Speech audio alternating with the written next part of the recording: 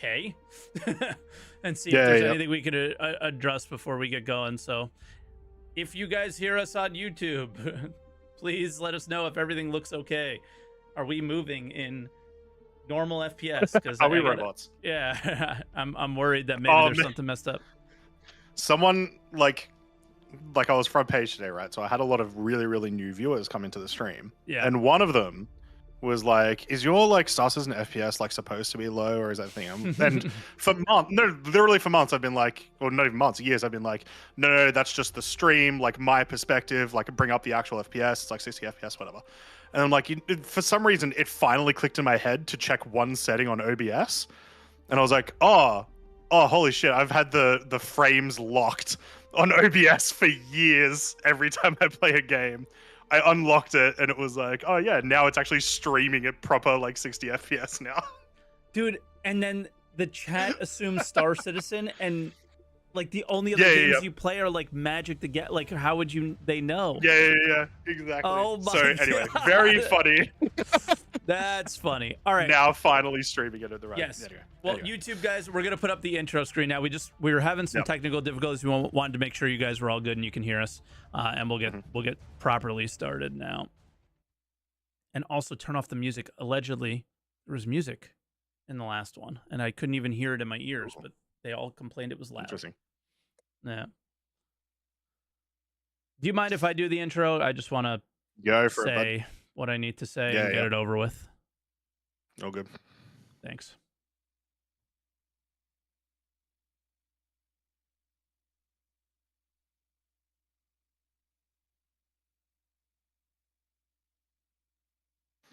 All right, 5.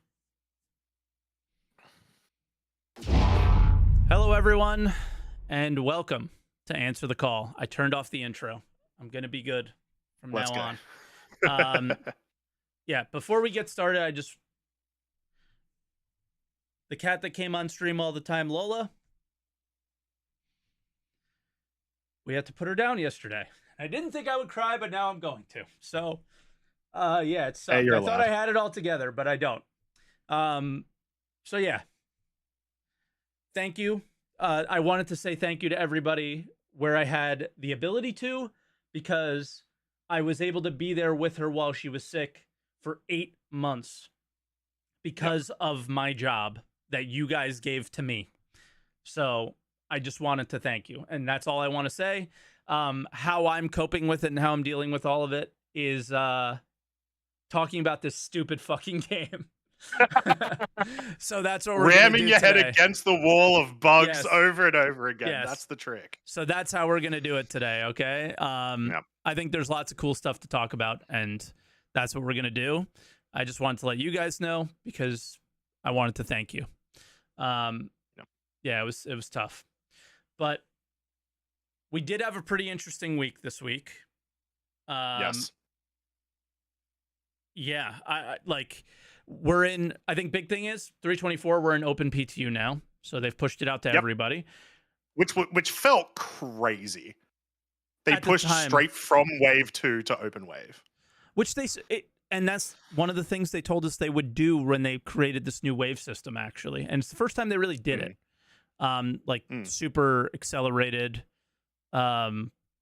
like waves and stuff. We might just, jump right through the waves very quickly. I remember them saying that. This is the first time I really felt them doing it. And it is as bad as it normally has been. So that's kind of good. Because sometimes you go open and it gets real bad. Yeah, like sometimes you go up and it gets really, really bad, right? So that's a good sign, I guess. We have Ship Showdown this week. Happening, which is different than they've ever done it before. So we'll discuss that. We'll probably discuss that first and get that out of the way because it's just kind of whatever. We had what I initially thought was a very stupid, boring, horrible. My React video, I almost want to take down and apologize because I don't know.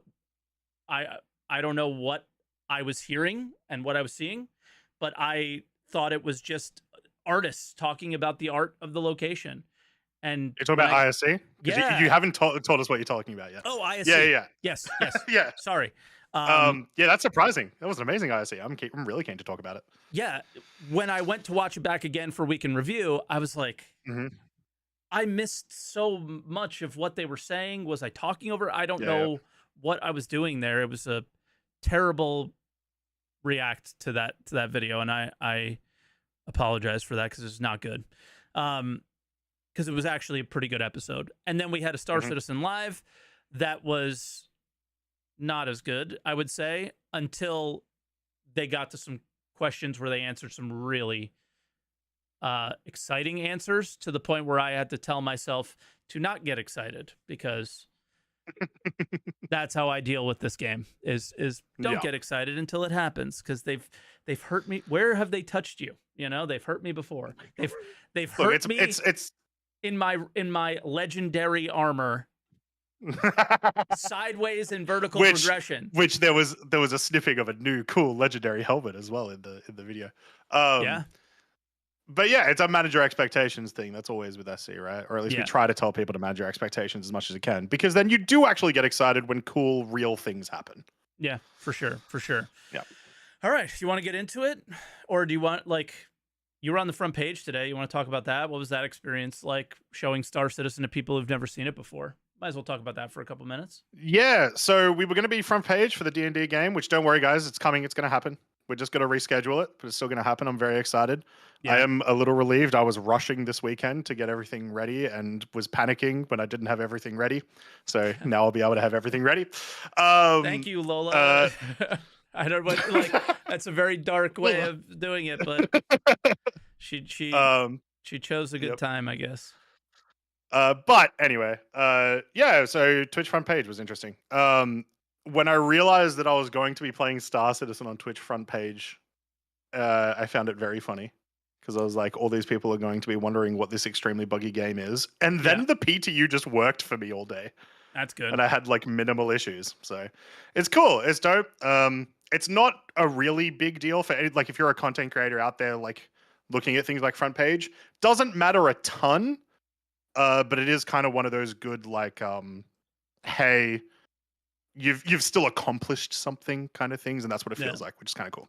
You know, the only time I was on the front page, and I'll put it at very quotation marks, is the first year I started streaming before I was ever partnered. So this was 10 years ago, maybe more. I got view botted by someone. Oh, really? Yep. Yeah. I ran, like, I was looking at my view count, it was like 50, and then 2 seconds later it was 3,000. And I'm freaking out because I'm like, I'm gonna get banned. I'm gonna get banned. I didn't do this. Like, this is crazy. I don't know what to do. And what they told you to do, because this was like a common thing, people would view bot you to try to get you banned. Stupid stuff like this. They told you not to go offline, to just ignore it, and like send a message in and let them know what happened or whatever. And I just played it off. I used it as an opportunity to share Star Citizen with people at the time. And it was fun. It's cool to talk to people that had no idea what it was, and you know. Yeah, and that's the biggest thing, like Twitch front page, and then also by extension, just because an experience this week, the Twitch partner party I went to on Friday, still so many people do have no idea what Star Citizen is, or have no context for it outside of, isn't that the game that scammed people 10 years ago? Yep. So it's like, you do get to show them that, like, it is more than that. No, they're still doing it today. Yeah. Not just 10 years ago. I got scammed yesterday. Yeah. But yeah, it's like super interesting. It's one of those things that's just really weird to come out or hear about experiences from the outside. So lots of new people looking to join the verse today, which is awesome. But yeah, cool. All right, well, we got there's a tournament that's going on right now, Ship Showdown, and it's a free fly. So if anybody's speaking of new people, if anybody's watching this and you've never played the game before and want to check it out, first check the minimum requirements, which go above those, and then give the game a try and see if it's for you. A lot of people pop into probably both of our channels asking about it. Is this game good? And I usually tell them that is the classic, to join one of these free flies and give it a try for themselves. So yeah, the biggest change about this week's this version of Ship Showdown is it used to be straight up the top 16 ships that got voted. Yeah. Or got submitted, because you would like submit artworks and tweets and streams and whatever about the ships that you wanted there to be. Now they've made it so that there are actually like subsections. So you've got like freighter, and you've got, I'm trying to read them from the stream, but you've got all these different heavy duty, alien, run and gun, speed demons, underdog, Pathfinder, road warrior, and fighter divisions. So they're calling them divisions. But the other thing that I was going to hop in and say is that they did differently is it wasn't just, so how they used to do it is, like Croncy mentioned, you would like, you know, post a video of your ship, and if that got a lot of upvotes on the I don't know what that page is called that nobody really uses, the community hub. Community hub. Yeah.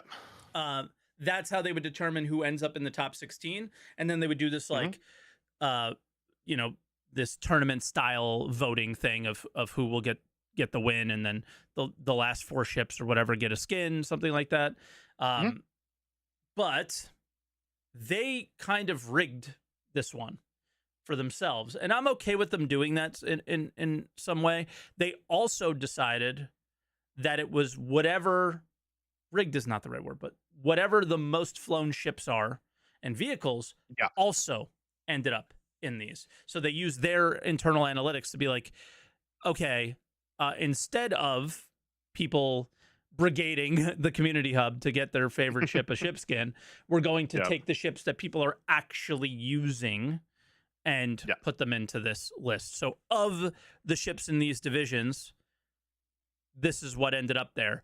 Now, why I said rigged is most likely if they did it this way next year, most of the ships would be the same.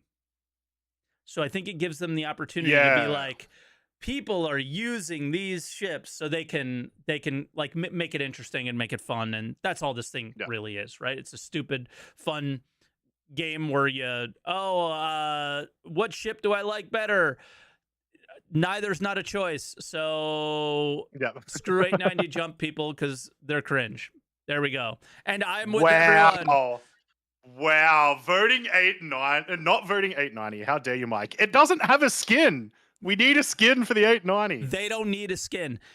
13,841 people agree with me. Screw them. And they're all wrong. I will say on the like the having the metric of like literal in-game popularity obviously makes sense, because this whole thing is a popularity contest. I've seen people in the past, and if you are a person like this, you're allowed to vote like this, but I hate it, where they've literally been like, oh, well, if you pit a Carrack against a Terrapin, of course the Carrack's going to win. It's got these size 4 weapons and blah, blah, blah.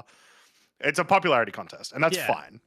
And I like that, because I just want to vote for ships that are cool, that I want to get skins, right? So for sure.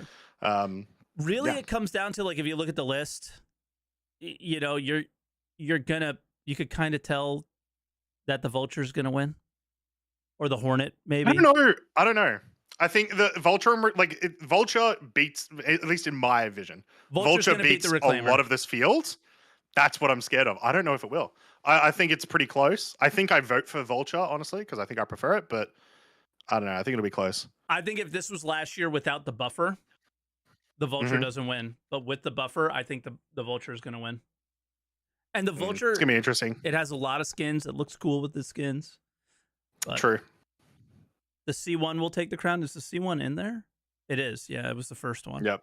Honestly, I thought the Steve had a shot as well. It would have been cool, but yeah. But yeah, really, it's the top 4 we care about. No one really actually cares about the winner that much, I don't think, because in the past, it's basically just a coin or a flat jacket, right? It's one of the two that you get for the winner. Yeah, the additional thing. It's the skins that people care about, but you know what's weird is I don't use any of the best in show skins. Yeah, there's better skins at the moment. I do like the bright red ones, but I don't have any of those ships. So like the ones from the Drake year. Well, what they did is you had to buy them. So the difference is, it used to be if you had the ship, you got the skin. Last year was the first time that they made you buy the skin if you, like, they just put it up there. Am I correct on this, or am I speaking out of turn here, I think it was guys? both. Yeah, if I'm not mistaken, I think it was both. You could buy the best in show version of the ship, maybe. What I got it for free. Okay, yeah, maybe I was speaking out of turn there. I don't have any red best in show skins. So what came in fourth? Or that was 2 years ago, so that would have been which one's won? It was 600i. I don't have that. Carrick. I have that, but never fly it. So maybe that's it. Don't remember what else. Scorpius. Yep, don't Scorpius. And MSR. Yeah, I think those were the Drake ones. I don't think it's MSR because I have an MSR and I don't see that skin. And same with Caterpillar. I don't see that skin either. So I'm not sure. But anyway, we usually don't find out what these skins are until IAE, but get your votes in because it's good fun. Of ways to release skins and stuff like that. Once again, as much as I would love them just to release skins for everything all the time, I do think this is like a little bit of a fun community engagement thing. You can look at like everyone's Star Citizen Discords right now, and everyone's doing all their brackets up and having little bets against each other. It's good fun. Yeah, absolutely, and that's all this is good fun. But on top of it, it's a free fly, and you get all of these as the free fly to try. So on top of that, it is a very good. Yeah. So somebody said they got the skin, didn't have to buy it. I don't have the skin. I have a.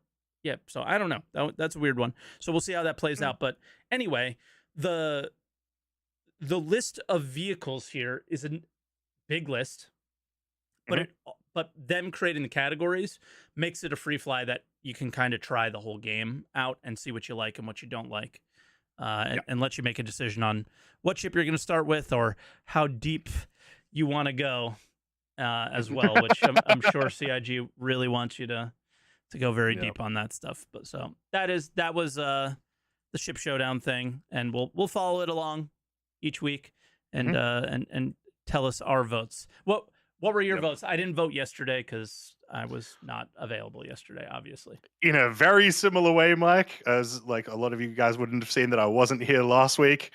I've had a very similar thing happen. So I've only got caught up with everything Star Citizen today, including Ship Showdown. So I haven't done a full bracket yet, but I voted 890. Gotcha. Because I wanted to get a skin. Unfortunately, I think the voting ends in like 3 hours, and it's too late now. I think the 890 is going to lose that one. Yep. So, good. Sorry. Oh well. Sorry. I guess next you want to discuss the patch a little bit since it's fresh in your mind. Yeah. You just played it. Yeah. So finally went to all waves.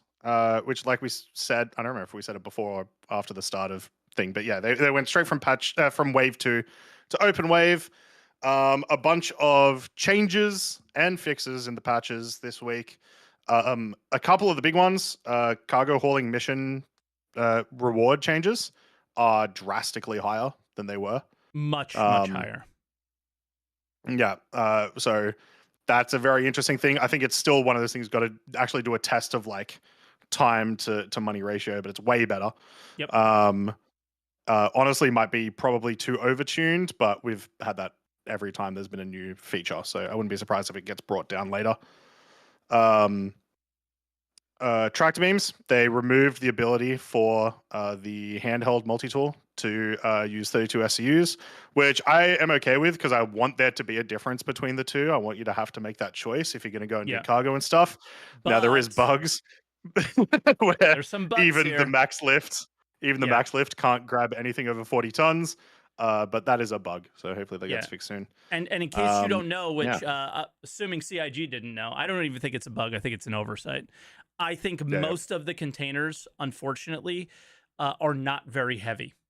So I chose iron on purpose because I knew, this is going to sound disrespectful, but I don't really care today, is I play the game, right? So I knew that it would be above 32 SCU.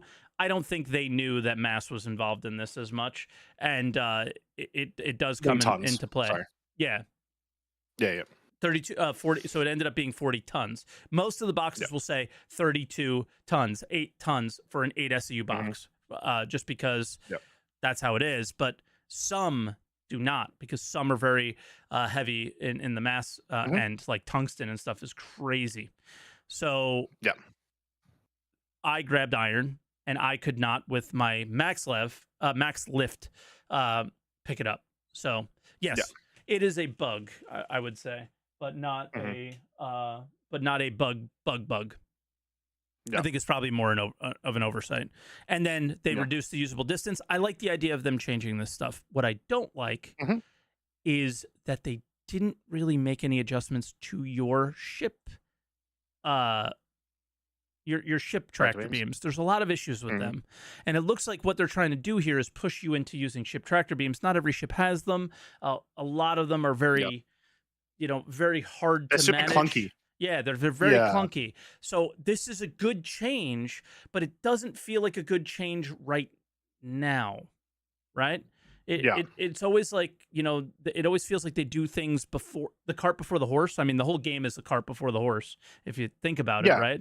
But I think this is one of those situations where you should have looked at the ship tractor beams first and then made this change, right? Because this is our way around the clunkiness, and now you gave the clunkiness back. Did you try to rotate the boxes a lot? I did, brutal. But no, I did not try to rotate a 32. So every other box I was fine rotating. Okay, maybe I'm completely bugged then today. I was not. So once I got up to 8 SEU, it was all sorts of funky. If I moved it far away, I was able to rotate it somewhat. And then I got 2 of each box. So I picked up one with the tractor beam and then one with the max lift. And I kept like trying to do a comparison, and rotation felt bugged because it just wouldn't happen. Sometimes make the noise. Other times it would. So I think they need to look at that. It's hard to judge these changes without that, because being able to rotate is very important. Scroll in and out felt fine. We're trying to play Tetris here. Scroll in and out felt okay. Outside of not being able to pick up that 40-ton box. Rotation felt horrendous. So that's something that they need to look at it at all before we go live. What do you think about item bank? I see people defending the old item bank on Spectrum, and I'm just mind blown by this. It's weird. So when it first got introduced, I hated it. And then I started getting used to it. Oh, it's for sure better looking. Yeah. But then like the actual like mechanics of it, I started getting more used to it over the course of, Evo and the first couple of patches, to the point where I was like keep it like this, whatever, this will be fine. Now they've reverted it back to basically it's just a button to access the old inventory. Yeah. Which means it still works like fine. But I don't know. I think I would have preferred if they just committed to the change and fixed it. And maybe they will. We're still in PTU, right? So they could change it back, and then just fixed it. Just messed around with a bit. So I want to make sure. I don't know how to feel yet. I don't want people to give you shit. Like you're not okay. You're not okay with the state of it. You're just used to the state of it. Like you obviously just said fix it. It obviously needs some work. So like that's sort of how I feel is you were in Evo, I'm in Evo. Like we told them about this for a really long time, and their inability to do that, and then the focus on search functionality instead of the actual flow of it. It's like, it was a weird one. The item bank one was a very weird one, and I don't like going back to the old inventory either. It's ugly. And they're both bad. And that's the problem. Is you're used to it, but they're both bad. So it was which maybe that's part of it, right? Maybe the reason they've switched back is because they're going to go back to the drawing board with it. I think the sort of like wording it. of this sounds like that. So could very well be the case. Yep. We talked about the cargo hauling mission changes.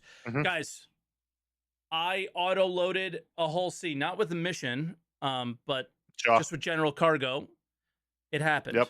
It worked. It has not worked once until today for me. So that's very exciting. And it will bug out again on live. 100%.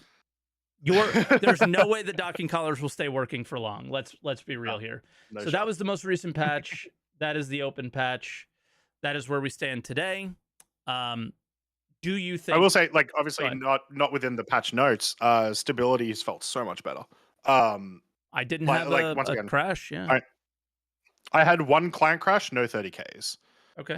And perfect crash protection as well. Like the second I came back in, exactly where I was, blah, blah, blah. So super happy about that. Obviously, still a lot of bugs to deal with, especially in regards to like groups and like parties and doing missions with parties with the new missions. Just a lot of things can still bug out. But I don't know. I guess I'm just impressed how it went from so insanely broken to just a little bit broken in like a week. You know, that's kind of how it's felt. Yeah, and I think it only feels that way because it was so broken for so long. Yeah, yeah. Like they've talked about development being like a curve like this, where it just like sits there and it's brutal, and then all of a sudden it starts to get better. And I think we just experienced that for sure. So yeah, hopefully it gets decent. I gotta say, personally, just from a content creator standpoint, the hype around this patch is not very high, and I think that's to be expected. And I think most of the Star Citizen community is waiting for something to happen. Is the vibe that I'm getting? I don't know how you're feeling about it, but I'm excited for this patch because I like this kind of content, but I also recognize that not a lot of people do. Yeah. So we're in a weird place at the moment. For sure. There's a couple of things. One, this was essentially, it is a thick patch, but it is essentially a .x patch. 100%. They right. So that's the first thing. It's not worthy of a number, but they did it. That's whatever. Yeah. It's thicker than some other .o patches have been, which is why I'm like, sure, go for it. Yeah, exactly. It's whatever. But regardless, yeah, it's a patch that essentially got pushed back. So there's like that bit where it's like we were already hyped for that before. That only lasts so long. We are literally in the cycle of the year where everyone gets really sort of tired of the game at the moment, where it's like, it's just before SitCon, IAE, when the hype sort of comes up again. And usually there's obviously the big patch at the end of the year, which is going to be 4.0 at this stage. So it makes a lot of sense. I will also say, like, because 4.0 is also such a big deal, the fact that they've already started hyping that up through ISC and showing us all the features and whatnot takes away a lot from 3.24. So it makes total sense for me. It does suck, but I am, similar to you, I am really excited to get into this patch. After playing today, I am super, super keen to literally just spend hours upon hours moving boxes. And I don't care if people don't find that fun. So much. I love it. Same. Like, consider my stream a just chatting stream for the next, few weeks or whatever. I'm kind of not playing as much PTU right now because I want to do the rep grind and go through the process on live more than anything. Just instead, like it was so buggy for so long. I was obviously burned out, and I want my excitement back. I want my happiness back. So I'm just kind of taking it easy for now and still playing like Death Stranding here and there and trying to get through that game and stuff like that. So, yeah, you want to get into ISC or SCL first? Let's go SCL because that touched on ISC from last week. Yes. It was the Q&A about ISC last week, essentially. True, and you're not caught up from any of that stuff either, right? I have the only thing I've been able to catch up to in the last week has been ISCs. Gotcha. So you saw that's where I've been at. I did, and it was sick. Big fan. It was. I'm sorry, no, it's not the Q&A about last week's ISC, it's the one before that. So it's the one from 2 weeks ago about, last week was fire. Oh, that's right. Yeah.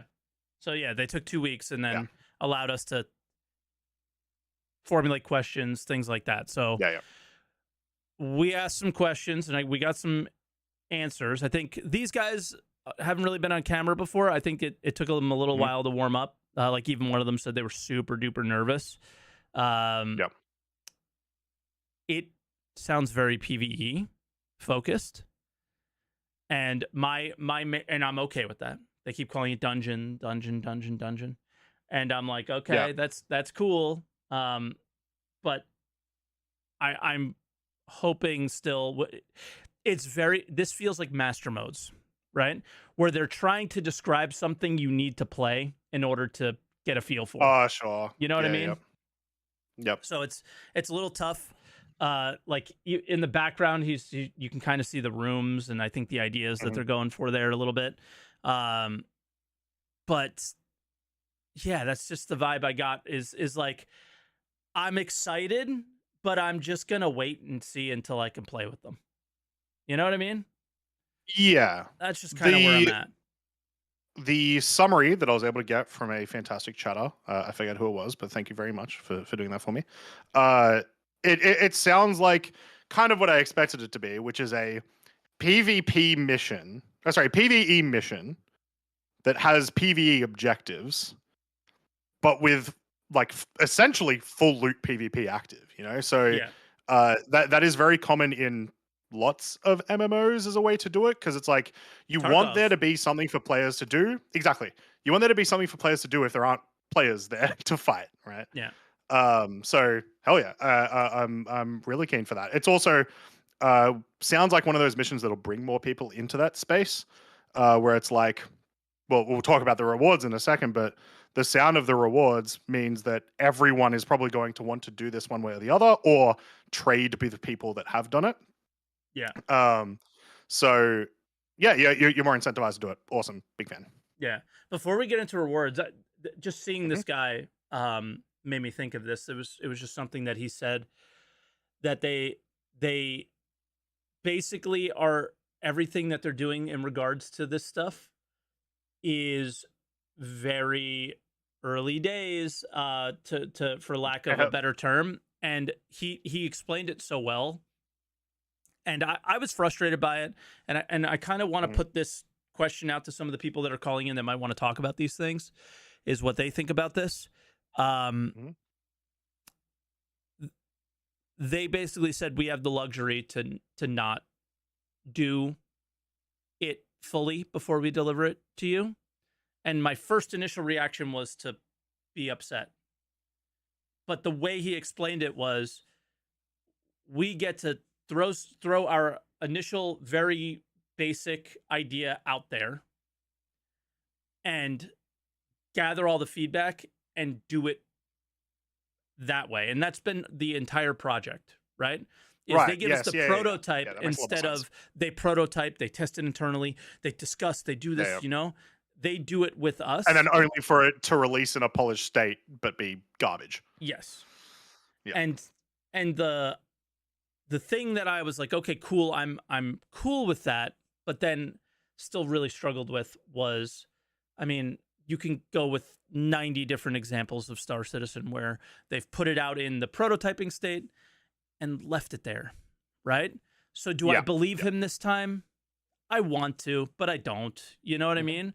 And I really want to, because, you know, more devs, less Squadron 42, and all the things they've been saying forever. And it's just going to take them proving that point for me to be like, I'm on board, guys. You got me. Yep. You know, and right now it was a very good answer, but I don't know how I feel about that one. Let's talk about the rewards, because that's the one that I literally punched my chair in excitement.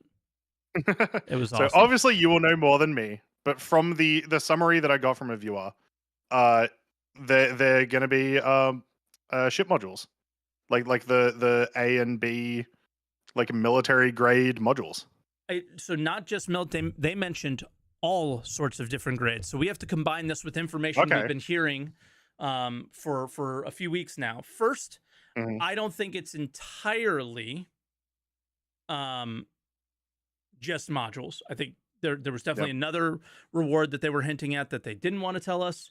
And hopefully there's other rewards. Before we even get into that, just to kind of go back to what we were talking about, I sincerely hope, and I don't think this is a 4.0 thing, but I sincerely hope, very similar to Escape from Tarkov and other games that are PvE/VP, is that the gear you come in with is a reward for the people that get the kills. And we currently don't really experience that, right? And if we look at 323 and the way we loot players, especially armors, it is very difficult to do that now because they've taken away the like local inventories and stuff. So they really need to look at that. And that is my one, giant glaring feedback is you got to figure that stuff out. You got to figure looting out. But that's about where I'm at. With all that stuff is you got to figure that out. But the modules they mentioned competition, they said. They didn't just say military, right? And then if you tie this back to a few weeks ago or even longer, I think we had Torsten saying that they wanted to create real differences between those, right? All those modules make them make a difference. Yeah, real tangible differences. Like when I'm using and what I hope it is there's pluses and minuses. When I'm using a military grade, I get this advantage, but I get this disadvantage. But if I use this one, I get this advantage with this. So we'll see. And they said unique. These are special. You don't get these in shops. They're only from here. So it's going to draw people who don't want this gameplay, right? To feel they have to do it. And that sounds like a bad thing. Yeah, no, it's good. It is a really good thing. That is a really good thing. First, you're going to have some seals to club for some people. That's a somewhat good thing. Hopefully, you don't club them so much that they quit the game. And what they hopefully do is they find people like me and my org who hopefully can deal with the really good players. I don't think we will, but we'll try. Who will farm this stuff, and we will sell it to you so you don't have to. Right? Yeah. Like, create problems in the games for players that other players can create solutions for each other. And that's how I see this, is gun running 2.0, component running. So I was going to say, when you started doing gun running, when they first implemented the the rare weapon loot, it's like the same thing, but it'll actually matter, right? Yep. So it's gonna be sick. I just do hope, like, initial implementation, there's gonna be something garbage about it, whether it's the actual gameplay itself or it's just like too OP. I just really hope they get on it quick, because there's also gonna be, I'm sure there's gonna be situations, especially in like the US and Euro servers, that they're just camped 100% of the time, things like that, and it's going to be hard to get in and whatnot. So I feel so I'm bad. sure they're thinking about that, because like Elliot's part of this team, right? They're thinking about it. And let me interrupt you, and I do apologize for it. This poor guy. This poor guy. He was like saying PvP is griefing. Like, he just said something in a weird way, and man, people tore into it. And it is, so that's fine. Yeah.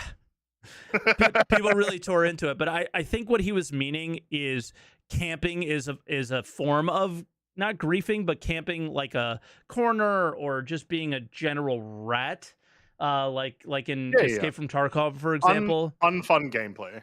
Yeah, it is. Whether it's gameplay or not, unfun by a lot for like at least one of the parties. Yeah. I just saw people raging on him, and I don't think he deserved it at all. So yeah, it was not okay. But I think what they're trying to deal with is people camping. But what you need at these locations is for people there all the time. And I think that's what he was trying to say. Yeah. But you need to cycle through people, though. Like, there needs to be. I mean, it sounds like they're putting enough incentive in there for people to go there. So then they just need whatever mechanics they introduce. There needs to be something that like cycles through people within enough time. Otherwise, the largest orgs in the game are just going to have a permanent home there at all times. That'd be the only thing I'd be concerned about. But like, they solved that with money for nothing by just making it that it's a reward that can only happen once every 45 minutes. And that worked. Now no one goes there, but that's a different issue. But it's because of the reward. So we just talked about rewards that might actually be worth it to players, right? So it just comes down to if you do that at the money for nothing. And let's be real here. We both played Eve, and there are mechanics like money for nothing in Eve that are worth doing because money is worth having, and we will get there in Star Citizen as well if they do a good job, right? And the economy team does well, and it's not just the economy team, but you're losing components and you're losing gear and things like that. That's the big piece of this puzzle that they're gonna need to recognize, is that if we're not losing stuff, then we're in trouble. Because then none of this stuff matters, and we're going to be in the same place that we are now. And it's going to be a tough balance. It sounds like a sick reward, so make sure we have the risk of not just I have set my spawn at checkmate station, backspace. Can't have that. Or not even that. It's the reward is a component. So if I place that component on my ship, when I claim it, that component should not be there. I should have to go farm it again. Yeah, I should have to go do it again. Yep, yeah, 100%. At the very least for those, right? The ones that are in shops, all right, man, save the shop trip for somebody if you want. I don't know if I care anymore. I do, but I gotta, like, they've beaten me down so bad. I don't know if I can fight anymore. So it's a matter of that it's like, if it's going to be a sick reward, just make sure we lose it. I guess. I don't know. Yeah, I agree. Yeah, that was the highlight of this. I mean, outside of that, it was a lot of stuff you would It was a lot of like so like I heard that like apparently there's like 3 zones that you've got to compete over. Apparently the like mechanics so that you'll loot some things to open the last zone or something like that. But I just like that it has some thought into it. Yeah, but it sounded like they were in totally different places too. Like, right. It was very confusing the way they explained it. So it's really like, makes sense to you. Like, we just need to feel it. Like, give it. Let's see what it is. Yeah. Show us an example one day or something. They haven't. So are these in the roadmap yet? That's a good question. And I don't know. They in the roadmap? If they are, it'll be for 4.0 because it doesn't go past that. But I couldn't remember. I know that the bases I'll bring it up. So I feel like it might be, but that could also mean it'll end up still being in like a .x patch. Let us see. Release view is loading. 4.0. I feel like I vaguely remember it being in there. I got to scroll a lot because they put each moon in as a location. Yep, Space Station Contestant Zones 4.0. Yep. They are there. Cool. All right. Sweet. So that's the target, obviously, not necessarily the release, but yeah, sweet. I'm glad to hear that it's there at least. Yeah, it's again, this feature progression will require tokens to unlock different zones. So instead of zones within the station, it sounds like it might be different contested zones altogether. Like there's a so like you got to do one before the other type thing. You can, but it also sounds like there's just low level, mid level, and high level. So you can farm the low level stuff if that's all you're comfortable with. So if you're like a solo player, maybe you just do those, right? Or if you're like a big group, maybe you do the hard one. Is sort of the vibe that they were giving. It's hard to say. I will say I can't wait to do one of these with just a group of 20 people with nothing but a knife. And just bum rush the contested zones. Yeah, I mean they talked a lot about how AI will be difficult and stuff, and I think everybody rolled their eyes on that one, right? So, we'll see good AI when we see good AI, but I haven't seen them yet. Yep. It's like you got the occasional I'm on a server by myself AI, and that's really it. But yeah, so again, the reward I am pushing my excitement down as much as I can because I don't want to be disappointed because I have been yelling and screaming about this. It's like my identity is like ship components being a reward. It's like, you know, so they're going to screw it up, and that's just, I don't want to get too excited because they're going to screw it up. Mike, they didn't say platinum ticket and they didn't say UEC only, so we're years ahead now. Croncy, our expectations are really low, really low, and they have beat us down to these expectations, and I'm so excited for it. When I heard that, I couldn't hold it in. I was so happy. Yeah. So yeah, but Then we had Inside Star Citizen that, like I said earlier, and I don't know if this was on the initial broadcast or the intro. Yep. Yeah. I was initially not happy with it. I hated it. I thought it was an all art episode, but man, it was far from that. So you're caught up on this. I'll let you take the reins here on this. Yeah. one. So they talked about social zones, which really the like a better term is like landing zones.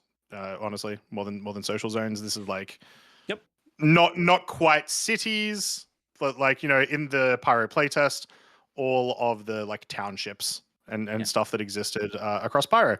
But specifically, they were talking about like, they mention reputation a bunch of times, and that you like won't be allowed to go to certain places, and by that I assume it means they'll just shoot at you.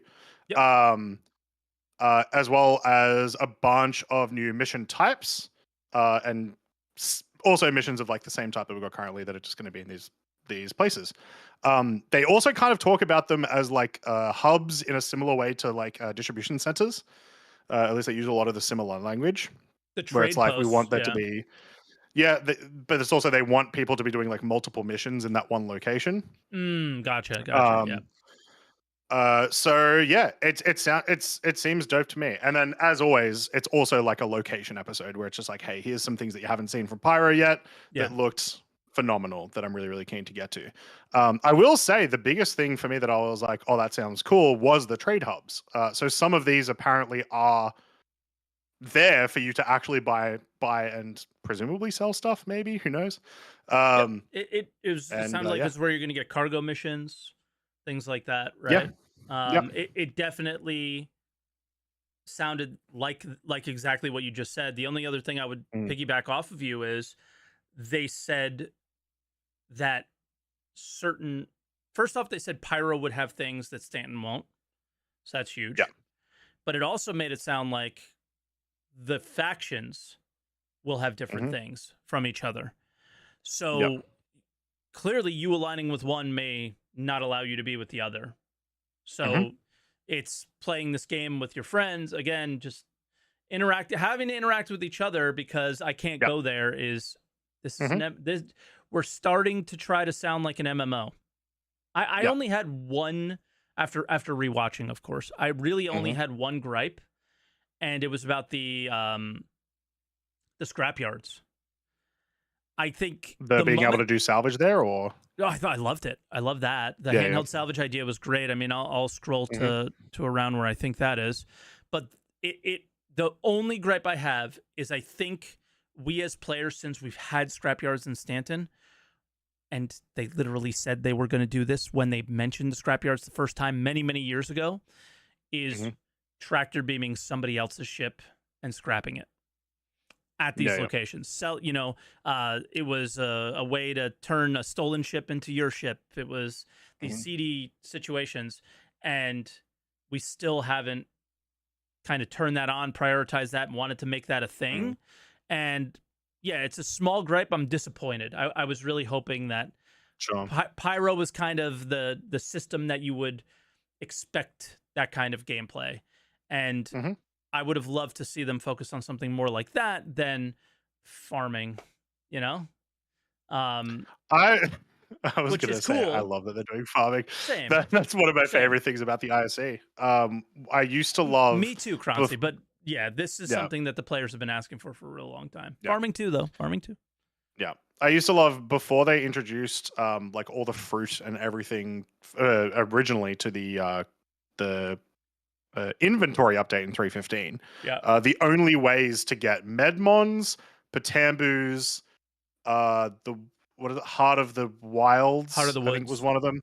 Heart of the Woods was to actually go out and find them, and they were super, super rare, and it was this really cool exploration thing. They talk a little bit in this about farming, but then they also talk about, I don't know if they use the word foraging, but the sort of terminology they try to use is that you're going to go out and go find some stuff. I'm assuming it's really the name for their mission type, because they definitely said that there would be a mission type like this. It's like, hey, go get me, that looks like tobacco or whatever. Go get me 20 tobacco leaves and let's go. Very and I think this is why they went with the name social zones. It's just Yeah. I think maybe chill would have been better. Yeah. Something like that. Now, I did hear go ahead. before watching it, I did hear a lot of complaints from people that were saying that they're a bit disappointed that Pyro is becoming a bit of a PvE location. It is very important to remember that these locations are not PvE. It is PvE content while you're constantly flagged for PvP and there's no armistice zones. So it's like I think there's going to be armistice zones at these locations. No shot. They don't. They are not the only ones that I will see. The only ones that I reckon would see in that respect or that regard would specifically be to like minus your rep. You would still be able to shoot stuff because otherwise it'd be. That's weird. a good point. That's a good point. If you want to make a bet that is very much not in my favor, and you can choose my character for 4.0. I think this would be a good opportunity for it. I think they might put armistice zones on these by the time 4.0 is live. Mm-hmm. All right, I'll make a bet. Yeah, I think there will be no armistice zones on any on-planet location. Well, that's definitely not true. So let's rephrase it. At what would be defined as a social zone, because there'll be planet locations that are PvP focused, right? Like yeah, what of course. They're defining so as social zones. So no trade hubs, no salvage yards, no farms, because that's really the only things that they talked about. Yeah. Okay. Yeah, because I don't, because then I can go to a cave and be like, look, it's a location. I won the bet. I just want to make sure that I don't have like a you found a cave with an armistice zone. Yeah. No, you're saying there's no armistice zones. Correct. That's right. No armistice zones on any planets or moons. Oh, in Pyro. Yep. I forgot that my side was that there will be armistice zones. Yeah. I'm stupid. Yes, I agree. Like, what? How would that? I was wondering why you were confused. Now I understand why. I was confusing myself. I take that bet. It is for we choose our character. We get to go in the character creator, send our character over. Guys, feel free if you're in Twitch chat to spam Croncy's character for losing his bet last time. It is horrendous. It is horrible. And I will be gladly do it again. And he is also still there because we're still in 323. Yeah, he still has to use it until 324 comes out. So it's been like 9 months of that. I'm so sorry. But I paused in a certain place because when they said the words, you can buy things in Pyro that you can't in Stanton.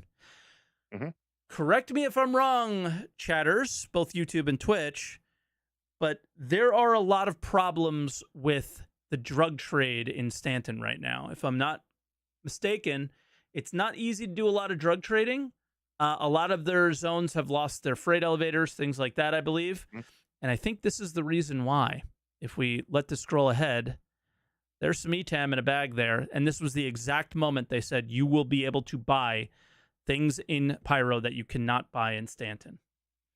Yeah. So I think that would be an interesting transition as well. Because, like, I think for a while, right, like there was at least a little bit of lore about R-Corp really wants to buy drugs because, of course, they do. They're a city planet. But where do they originate from? But where do they get it from? And it would make sense to come from Pyro, and it becomes like a bit of its own thing. And then you got to try to smuggle it through, the jump point and stuff. So I would be okay with it, but I am not gameplay wise right now someone that does that a lot. So I'd be interested to hear from people if they think that's a good change or not. Yeah. If that happens, of course. By the way, guys, all the waiting rooms are closed. We'll take everybody that we have and go from there because we're going to be getting to callers very shortly. But yeah, so this was like one of the things that really stuck out to me when I watched it a second time. Yep.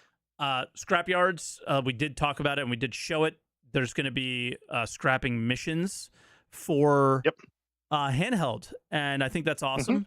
Another quick look at another MFD that we haven't seen before, the Buccaneer.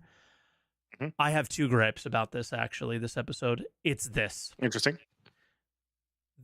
Wait, when I hit play, it's flickering. It's awful. The orange is fine. The flickering is very annoying. Don't do this, guys. I know it's Drake. Yeah. You've gone too far on the Drake meme. Just no. I will hope that that's a lighting bug, and I will. Like, let's look I at don't know. again. I've seen lighting bugs that look exactly like that. I don't know, Maybe man. not Nessie, but We saw bugs in the previous MFDs that were like very on and off flashy. This looks like it was on purpose. Watch it again. It really feels like it's too aggressive. Yeah, it's way too aggressive. But maybe you can argue. We'll watch it one more time. You might be able to argue that the lighting above the panel is not flickering. So the SCM, that kind of stuff. So only the MFD is flickering. So there's an argument there that it might be a bug.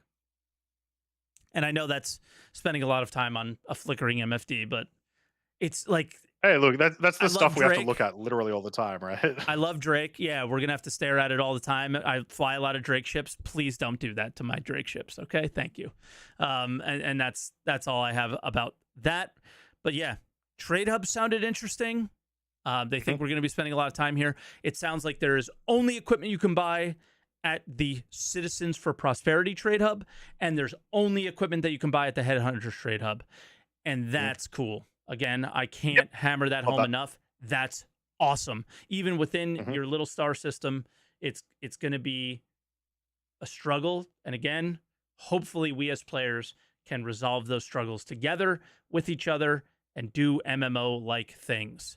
What helmet did you see? Was it the Headhunter's helmet that you were hyped about? Someone is like wearing it. It's got what is it called? It's got like a red mohawk in it. Yeah. That's Headhunters. Right. Here we go. I'll bring it up as soon as I see it. There it is. Nope, not you, Jared. That. Yeah, that one. That's the Headhunters gang. So I think we saw this at CitizenCon a little bit. We'll be seeing a lot of this helmet, I think. Yeah, probably. Yeah. And then we get a good look at their armor as well. There's skeletons around. Lots of trophies and it's what you would expect. They're essentially they're essentially like a evil bounty hunters guild, is my understanding. Yeah. It's cool. So I don't know. I'm excited for 4.0 kind of stuff with this. But I after this year, I'm just continuing to keep my expectations as low as possible. Because that's fair. I was sad. This year was sad. But they're continuously saying the right things. I will continue to hope that they do the right things and deliver on what they say. And we'll see. Yeah. But it is not a surprise that delivering 4.0 in a good state with enough content to keep people happy is going to be a huge sort of it'll be a deal breaker for a lot of people if it doesn't work well.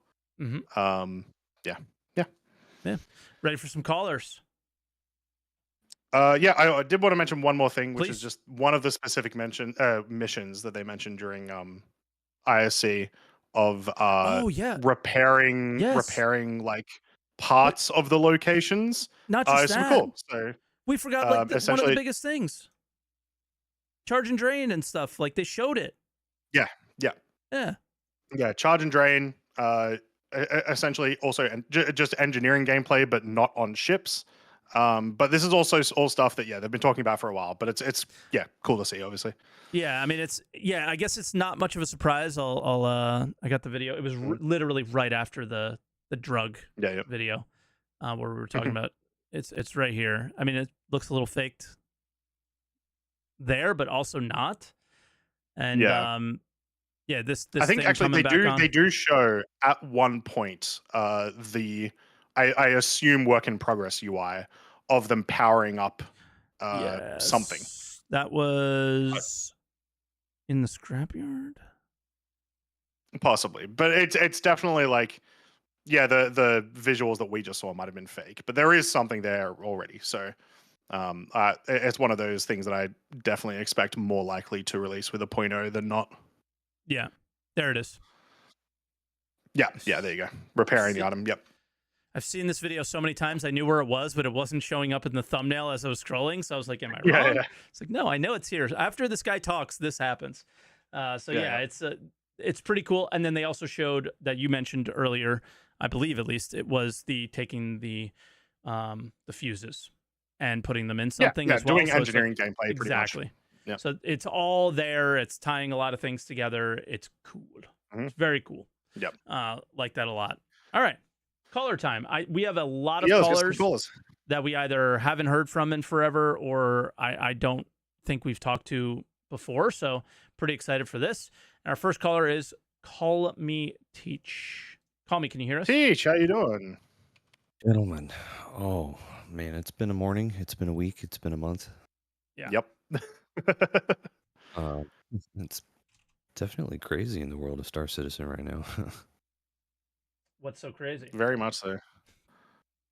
I think that there's quite a few things in particular for like 324 probably that should be highlighted, like the whole thing.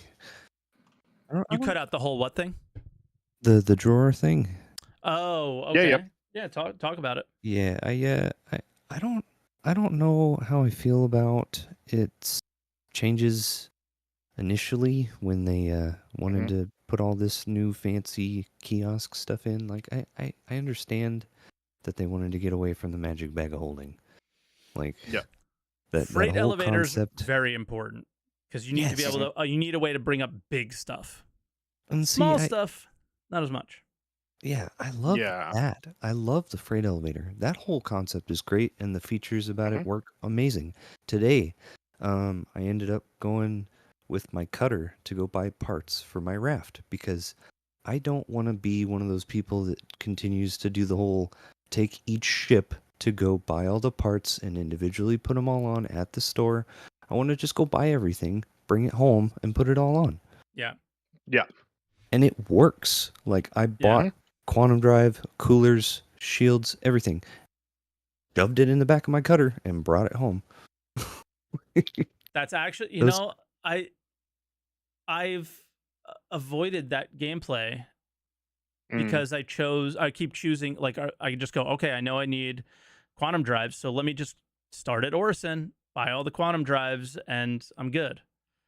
Right? Yeah, even worse than that, Mike, I just rip them off the other ships that I already have. Yeah. That I know I'm probably not going to use. Yeah, and see, Orison's the spot because you've got Cousin Crows, but not everybody lives in Orison. Like, I prefer Babbage. I like the way the hangar layout is in Babbage because it's similar to Crusader with the way the new hangars are in comparison to the industrial look of the ArcCorp and Lorville ones. Yeah, but there's more room for fun. Yeah, there's more physical space on the edges too, in comparison. But yeah, I think that these implementations that they're trying to do for the inventory adjustments that they're trying to make are just too much of what you guys and countless other people keep saying is reinventing the wheel. And it's hard for places like these I guess initially independent and now severely crowd-funded developers. they want to try and do their own thing, and it's like you can't follow the norm in some cases because you have to stand out. And I get that. But there are some things that can be brought to the table, like standards of different inventories from other games that all work unanimously. Yeah. I mean, for Star Citizen to stand out, at least to its current player base, the only way to do it is to not reinvent the wheel, because they're always trying to, like, if they actually copy something that works from somebody else, that's the thing that would stand out, that you would be like, holy crap, they did it. Instead of like, oh, they're trying to go too far and do all this other stuff, Yeah, that's the norm. The physicalization of things was enough for me. Yeah. Like, being able to pick up those components out of my ship and put them on the elevator and drop it down. That was amazing. Yeah. Like, those little things are great, but having to do all this extra stuff with the kiosk the way that it was before they decided to just put it back to the old thing, but you have to go to the kiosk for it, like, okay. But yeah, and then I guess Ship Showdown, I do agree that the changes are nice. to the way that they're doing it in comparison to other years. Like, because Means every the other carrot year doesn't win every year. Yeah, it gives more stuff every a other year chance. it's been the same choices. And I like the fact that they're actually taking the data from the game and saying, oh, well, we've seen a lot of this ship and this ship and this ship and this ship. I wish the Gray I don't Cat buy Steve... the underdog category. No, but the Gray Cat Steve. No, yeah, that sucks. But the underdog category, I think it is not the ships that are flown the most. It must be the two that are flown the least. Terrapin and Gladiator, yeah. Possibly, yeah. Yeah, like there's no way they have data of people using those all the time. That's the thing. It's like, they probably are underrepresented in terms of how many people fly it, but they're both the Terrapin and the Gladiator tend to be like big crowd favorites, especially the Turtle. Everyone loves the Turtle, so it's like Gladiator. I've seen a lot of Gladiators. During Xenothreat, there were a ton. Really? Okay, maybe I saw them I'm all wrong. over the place. Yeah, people seem to like the Gladiator. I want to love it, but it's so old. Yeah. Yes. And they've let it get old and dusty. So yeah, I think that's another thing about the underdog category is the ones that have gotten the least amount of love. Like out of a lot of ships in the wide spectrum of every single thing on the website, like there are a very slim few that have gotten little to no love at all. And to put it out there, the Gladiator doesn't have a single paint other than the basic two. That's what I was just about to say. It can't have a paint because it doesn't have the paint system working on it. So the idea here might be if something like this gets into the top 4, then they know that enough people will buy a paint for it that it's worth it for them to invest the time into doing that. Yeah. It's like a way for them to set their priorities. So, as fun and goofy and stupid as the thing is, it might actually inform some game development decisions for them. Yeah. Like I think the 890 can't have a paint either. Like, it probably can't. Yeah, and it's like it might, I don't know. Like you would think if it could, they would have sold them already, right? Right. It doesn't have a best in show paint. It doesn't have a paint at all. As if there wasn't like there was definitely a discussion one day of like, what do we do for people who have spent 50 grand? You know, let's give them a gold 890J. Yeah, right? I'm sure. I'm sure there'll be something goofy like that, but yeah, for the Praetorian only. Yes, exactly, of course. But Teach, we do have a long list of people, so I would say. Oh yeah, that was the end of my list. Oh, perfect. I was going to say if you had anything else on your list, it would be the last one. I made sure it was short. we appreciate it. We appreciate it. I'm sure everyone else that's been waiting also does. Sorry, Croncy. Yeah, no worries, guys. We'll catch you on the next one. Have a good rest of everybody's day. Yeah, Teach. Have a great one, man. Yeah, thanks so much for calling in. Talk to you soon. Bye. Bye. All right. Tesla is the next caller. Tesla, hello. Tesla, how you guys doing? Good. Okay. How are you? Good. I heard your stocks are pretty bad down. You're almost out of the top 500, the Fortune 500. How do you feel about that? That was such a bad joke. What do you want to talk about? Yeah. Moving on. So anyway. Me and my buddies have been testing 324 for a couple of weeks now, and we've been really enjoying it. There's been a lot of bugs, obviously, but so the item bank thing, I think it was needed because the whole, going to the box and then going to the old UI was silly. So yeah, I like the change back. However, I did like the UI, how it looked.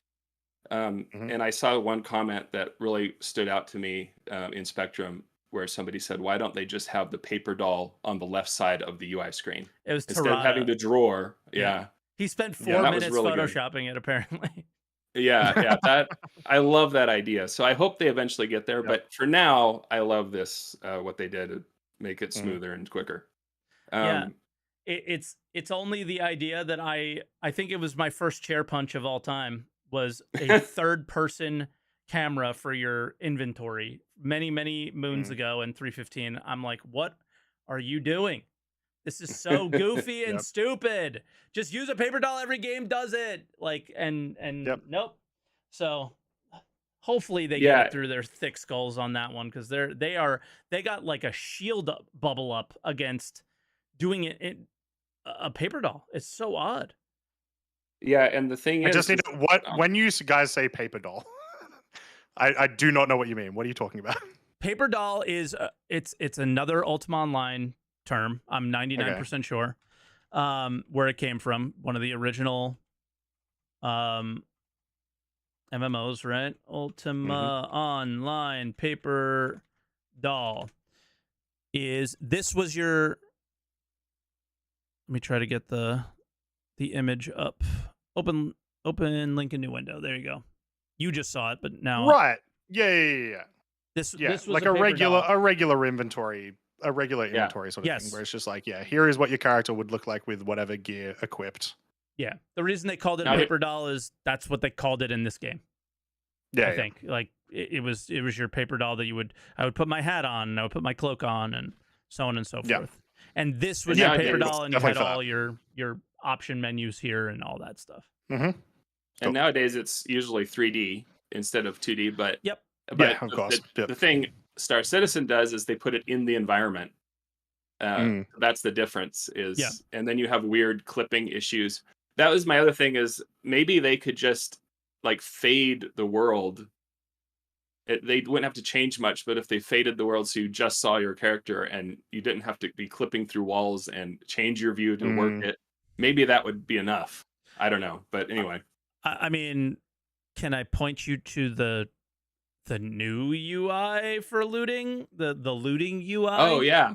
It fades. It doesn't change your camera angle. It doesn't allow you to move your camera around and give you advantages that you shouldn't have while interacting with your inventory, or disadvantages you shouldn't have, like being inside of a wall when you want to click your inventory. It's just odd. I think the main thing to point out from my perspective is we have 3 or 4 different looks and styles and versions that we're very much dealing with alpha problems right now that I feel like we shouldn't be dealing with anymore. It's this, like, we haven't figured out what we want to do. I don't know if they're fully happy with the looting UI, because the new UIs look nothing like them. So it feels like we're in this in-between stage where they're juggling ideas and seeing how we react to them. And we did not react well to one of them, clearly, right? Yeah. Would the UI that you're sort of describing, at least in Star Citizen, essentially look like a more polished, better version of the pre-315 like Mobiglass app for equipping stuff? Well, because that was like, here is a model of your character, and then here's all of your like equipment slots and whatnot. Now, obviously, you could pull from everything because it was before, inventory mattered. There was no inventory. It was just you have everything on you at all times. But essentially something that would look more like that. It's funny, I don't even remember that. It was a while ago now. I don't remember. To be fair. That's one of the first things I got to experience change. So, well, like Mike said, that the new looting screen, if they added a paper doll system to the looting screen, that would work fine. I mean, that would work too. I mean, there's certainly room for it, but. So moving on, tractor beams. So when tractor beams first came out for vehicles, I tried them briefly, and I never went back. I never tried them again. This change for this patch caused me to try them again, and I have to say I like them. I know you guys were saying they were clunky, but I actually found it to be really. I actually used the C1 they are tractor clunky, beam. but I will say the one on the Nomad is perfection. Okay, cool. Well, I actually used the C1, and I found it clunky before. I have to say, I enjoyed it this time. Just my personal reaction to it. It felt like it was swinging faster. I used my joystick. I put up a thing on my joystick to go forward and back, and it really sped up. Me and my buddies were doing C2 runs, and what I do is I'd hop in my hangar, get a MPUV, I'd fly out. They'd let me in their hangar, and I'd fly in and help them unload and load. and Yeah. it was easily twice as fast as just us without that. And so we had a great time. I actually really like that. I like that now that the ship tractor beams are meaningful. And I agree with you. I hope they make them better and less clunky. And like the C2 needs tractor beams on it, front and back. You know, Yeah, it needs desperately. So I hope they keep So I hope they Preach. keep working on that. I like it. I want them on the Do you think inside. Yeah, inside would be cool too. One inside, you get right to in the center. Do a bit better. Because the best part is you don't put any cargo in the center, right? Because there's that lane. So it sits right in the center, and you pull from the outside in, and you pull from the outside in on either side. I'd be very happy. But remember, you got to remember, the C2 is a vehicle transport, not a cargo transport. True. We use it as cargo transport, but in reality, it's vehicle transport. So that's probably why there isn't one there. Yeah, that brings up another thing is seats for the tractor beams. Like the whole C. There's 2 tractor beams but only 1 seat. We need 4 to tractor be beams. able 4. Oh, 4? Okay, Yeah. I didn't even know that. So but we need for multiplayer, we need people to be able to use them at the same time. So they need to think about that. But anyway, so what I'll just suggest to you is set keybinds that you can set keybinds for swapping. But yeah, I do. Yep. Okay, cool. I agree 1,000,000% though, especially on the Hull C. That should have 4 seats. It's all the thing does. Yeah. Right? Like, come on. Like, that's if people are flying in that ship, that's what they want to do. So minimum 2 seats where you're like, all right, I'm on one side and I swap between these two, and I'm on this side and I swap between up and down versions, right? That's got to change. The 1 seat is so silly. Yeah, and it can be easy. It could be just a little screen on a wall. Yep. And that's how you get to the tractor beam. That's it. Yep. It could be super easy. It could be a screen on a wall with 2 joysticks hanging out, like sticking out of the wall. Boom, you're good. Agreed. Okay, so multiplayer we tested extensively, and I'm happy to report that now you can pick up separate orders. Each person can pick up separate orders. We tested that; it worked. I was so happy with that. I'm really nervous about what you're about to say, though. So, and before this patch, we were already able to deliver separately, but this patch is the first one where we could actually anybody could pick up. Like if you weren't the main, you could still pick up, which was great. Beautiful. We were really happy about that, and it worked seamlessly. It all worked great. Yep. So, oh my god! Kudos to them. Thank you. I wasn't sure because I haven't been following over the last little while, and just because of life, and that warms my day for that to happen. Yeah, us too. That's all I want to do. Now, how do you guys feel? This is something I saw on my Twitch chat today. People still are feeling, even with the improved rewards, that once you're working together, the rewards don't feel so nice. How did you guys feel in with your playing? Did you even care? Well, I mean, let's be honest. Usually playing with friends, you don't care. Yeah, we didn't really care. But I would say for the speed, I mean, you do it, you can unload and load way faster. And so, yes, you're getting less money. Pick up and multi drop off. It's not even loading and unloading. It's like, I'm traveling here, you're traveling there, and we're doing this together. Well, and the important thing is to link these things. Like we took 4 missions that started at Everest Harbor and went to 4 different locations. We found 4 missions, and they all paid like 40 to 50K. So we picked up in Everest Harbor. One guy took it to 2 locations, one guy to 1, one guy to 1.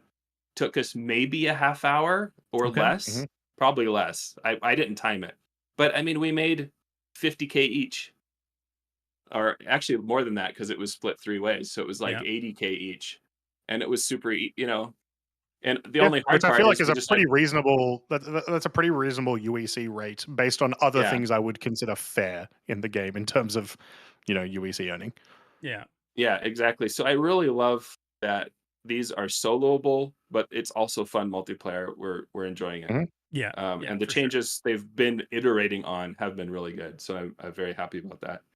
So one issue, 32 SU boxes. Yep. So the raft and the SCU and excuse me, the raft and the C1 can both take 32 boxes, but they go in medium hangars which can't have a 32 box come out of the freight elevator.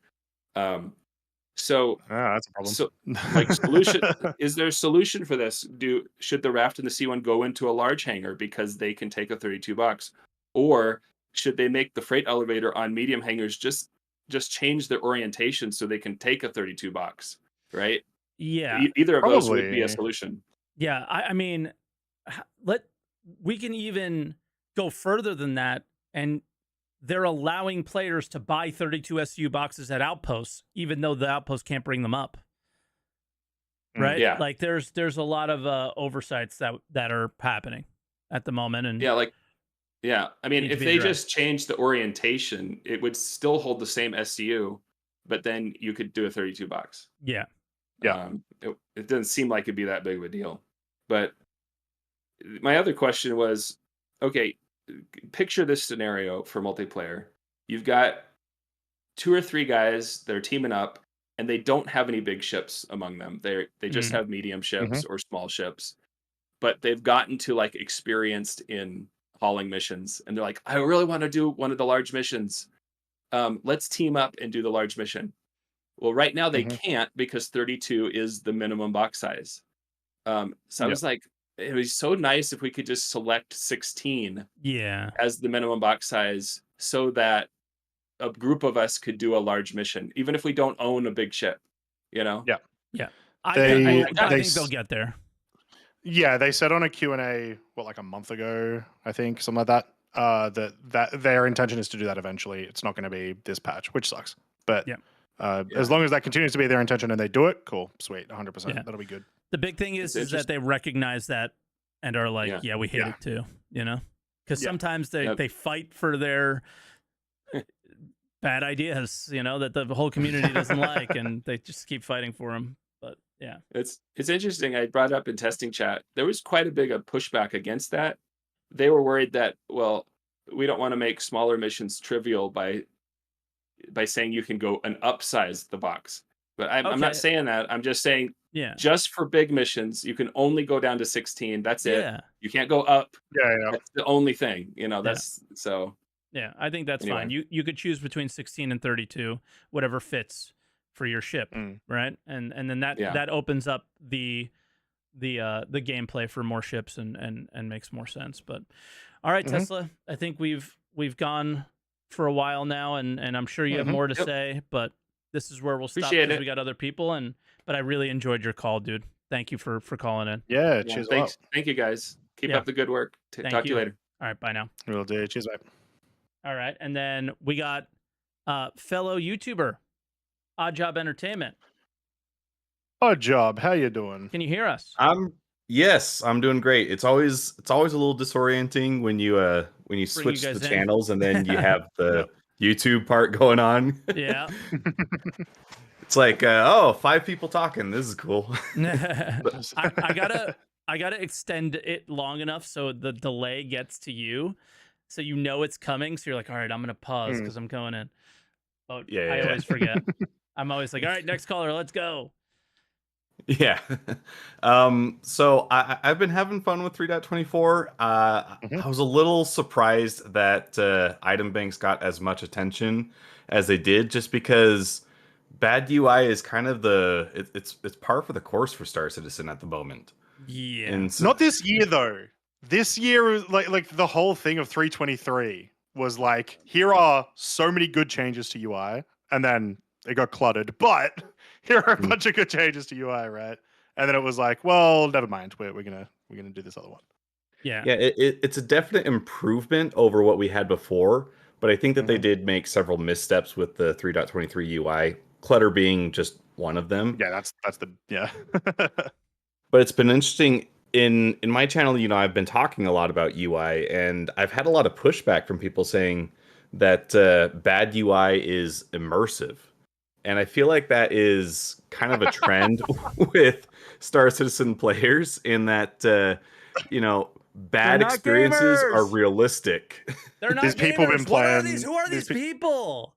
They're milsim players, Mike. That's all they do all day, every day.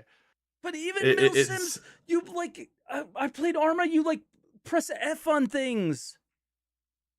Yeah. You scroll your mouse and choose different options. Like I've definitely seen that in Arma. Like there's no way. Yeah, well, like one of the points I raised was when you're standing less than a meter away from the elevator panels, you can actually highlight the button with your mouse. So why do you even need to hold the F button in the first place? Oh, wow. And then people were pushing back on me like, well, you want arcade, not immersion. And it's like, arcades are popular for a reason. Yeah. Like, yeah. I don't want friction in every single thing that I'm doing. Like, even in real life, which is very immersive, by the way, there's companies that build things for your convenience. Like, it's crazy. Like, for example, I watched one of Oddjob's videos a couple days ago, and he mentioned something about like, oh, I was looking at the camera. I wasn't looking at the camera as much. And I immediately was like, oh, I found this really cheap, and I definitely suggested not to get the Elgato one, but I found this really cheap teleprompter that works out really well. And then 2 days later, he comes out with a video. He 3D printed one for himself. Right? Yeah, like there's these convenient things in our lives now that do things, and we don't have to go out and buy them anymore. We can just make them. And then there's Mike, convenience in our cars and all this stuff, right? When all the bugs are fixed, I still want to suffer. I play this game to suffer. I want to suffer too, but I want my suffering to be like the grind of the game, not the grind of getting to the game. Yep. You know? It's like, come on. Yeah. Of all the things that can be realistic, why are we wanting to bring the DMV UI into Star Citizen? Exactly. It's so silly. Oh, yeah. I don't know. What else? Did you only want to talk about UI pain? No. Another pain point. Well, I guess it is actually UI adjacent. More pain for me is tractor beams. Okay. Ship tractor beams are better because they do now have a purpose, but I feel like there's a missed opportunity at the moment to make ship tractor beams actually really, really useful. Yeah. And I think that it would be a simple control layout change. You know, if you think about like a crane operator, tractor beams right now is akin to having a massive stick coming out from the crane, and that's all you have. But a crane operator, you have your up, down, you pull it forward and back. You know, so there's simple control layout tweaks that they could make to ship tractor beams to make them a lot more useful from a ease of use perspective. It's like tractor beaming with a fishing pole instead of a crane. Yeah. And so it's just like you're limited to this one perspective. So why don't we make it so that when you do your movements, it's the box itself that moves instead of this relative to your camera movement? Because the idea that you can't look around the room because you might throw a box around your ship is it's very difficult. Yeah. Sure. Now I think that that's okay with the handheld tractor beam. Yeah. But the ship one, I think might need to be a little bit different because I don't know. It now, the more I think about it, the more I'm like, okay, they might have like a pretty significant challenge here on their hands, but I just look at my arrow keys on my keyboard and go, we have an opportunity here. But then you also don't want to make it too different to the handhelds because they are essentially the same mechanic. So to a new player coming into the game, or even to veteran players, you want it to feel a bit more like you know what you're doing immediately. Yeah. I mean, my biggest argument with the tractor beams, if you were going to do this and make the handhelds not as good and make the ship-based ones better, then when you delivered that rework, you needed to like, okay, they swing around, they're clunky, but the biggest clunk was the placement choices. They don't make any sense. They literally don't make any sense. Not a single one makes sense. Even the beloved Nomad could be in a better place.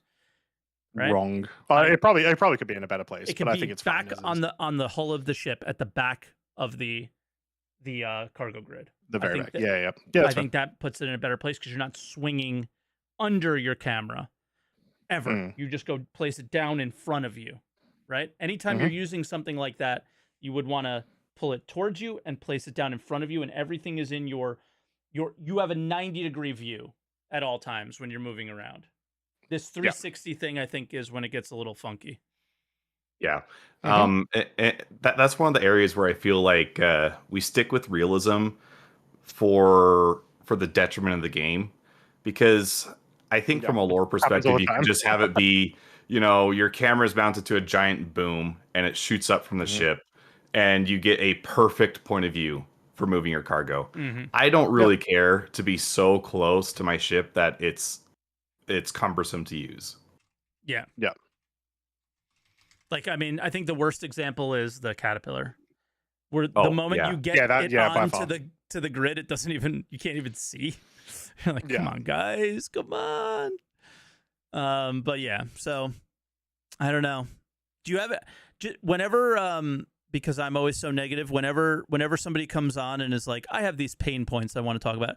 Was there anything that you really liked from the stuff this week that sticks out to you? So this is the first time I've had to actually be able to play 3.24. Nice.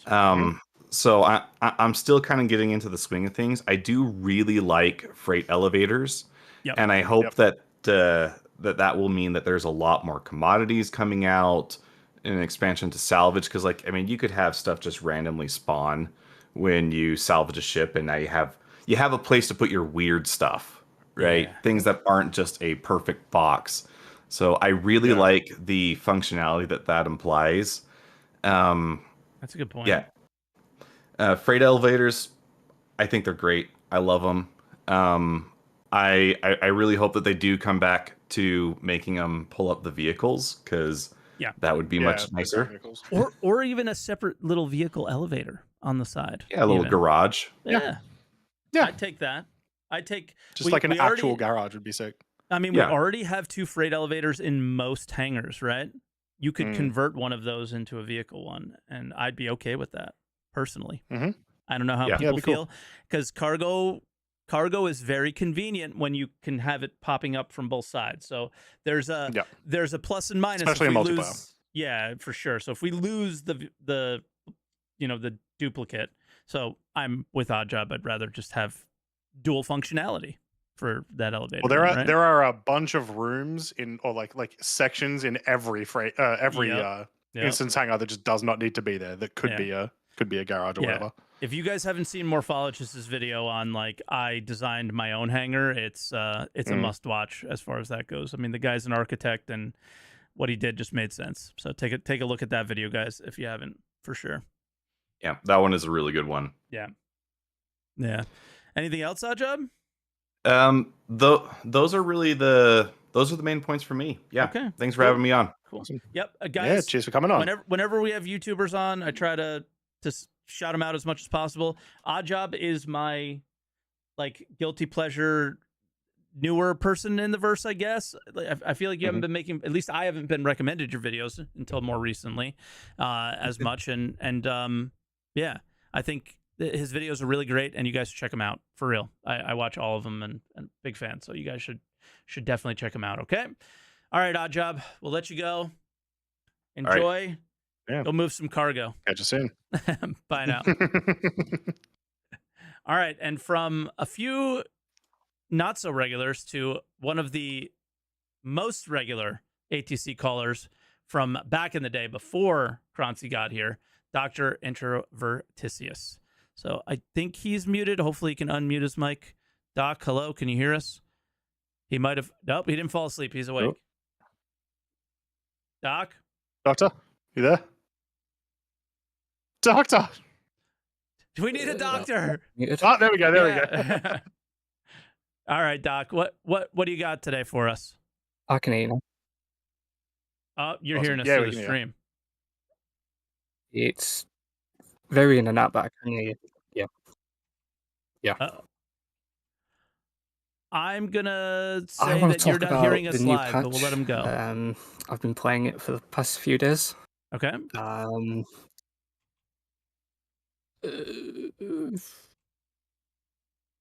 He's not hearing us live. No. Yeah, chance. No, I think he's hearing through the stream. Yeah. I'm gonna wait and let's see if he just goes. I can't do the silence anymore. Doc, come back. Mute the stream. Come back and change your audio to just your headphones. If there's any mods that can help, pop into waiting room 1 and help out Doc. We're gonna swap him out for certified Gumbo, and we'll get his audio figured out. Gumbo, if you could hear us, we snuck you in. Yo, yeah, I can hear you. What's up? Fantastic. How you going? Oh my god, dude, I'm over 324, so I'm gonna try and make this.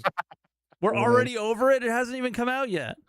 Bro, boring patch. Old news. So 323 was my first Evo patch. Hold on. Let me mute that fucking TV. Okay, sorry. All right. 323 was my first Evo patch. This was my second, and this was 10 times worse than 323 was. Like it's funny because like I'll see chat now that I just open PTU, and like I remember like seeing Evos back when I first started playing, going like, yo, you have no idea how bad this patch was. And that's how I feel about this right now. But like and last you said week this I was did your like first Evo? Second Evo. 323 was first. This was the worst Evo ever, I would say. Okay, so I can understand why. Like this 2 weeks ago, this build was like unplayable. Like it was ridiculous. Like 4 days ago. Like, yeah, not even 2 weeks ago. Yeah. I mean, well, but what is it? Before it went to Wave 1, so they did some miraculous shit like before it went to Wave 1 to where it would actually, because I don't think they were leaving it up for a full day before it went to Wave 1. I think it was like 2 builds before Wave 1 that it actually started. It was playable enough to leave up for 24 hours. But yeah. Anyway, that's beyond the point. Like, just real quick for 324, like I want to talk about the item kiosk real quick. That's a pain point for me. But I like the happy medium that they've gone with. I think that what they should do, I hope what they do is add a tab for like a paper doll where you can like swap between the item box and the paper doll, so you can dress your character, and then if you need to just put some stuff in your in the item box and pull it out yourself, you can do that, and you just switch back and forth between those tabs. That will make it a lot easier just to put gear and gear up your character. And then I would remove some of the tabs, like remove the containers tab, remove the other tab, remove the vehicles tab, and just let it be FPS gear that you see in the item kiosk. Like, and that would, it's weird. That's how they wrote it, and that's not what happened.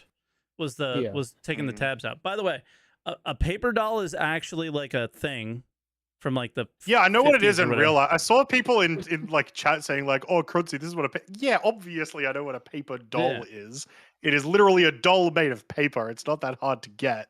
So the people in chat who said that, fair, all right. Look, paper dolls have regained popularity with young children, featuring popular characters and celebrities. Really? Okay. That sounds like a voodoo doll. That's weird. Yeah. I will give a gifted sub to whoever in chat makes a paper doll of Mike. No, they already have voodoo dolls of me. Stabbing them, I'm sure.